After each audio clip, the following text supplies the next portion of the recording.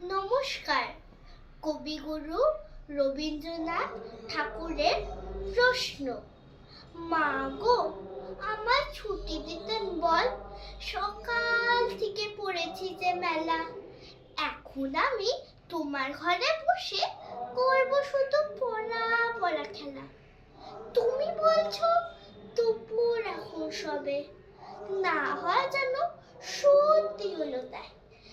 একদিনও কি দুপুর বেলা হলে বিকেল হলো মনে করতে নাই।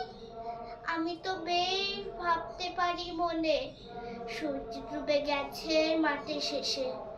বাগদি বুড়ি চুপড়ি ভরে নিয়ে শাক তুলেছে পুকুর ধারে এসে। আধার হলো মাদার গাছের তলা, কালি হয়ে এলো দিঘির জল। হাটের থেকে সবাই এলো ফিরে, মাঠের থেকে এলো চাষির দল। মনে কর না উঠলো সাজের তারা, মনে কর না সন্ধে হলো যেন। রাতের বেলা দুপুর যদি হয়, দুপুর বেলা রাত হবে না কেন? নমস্কার।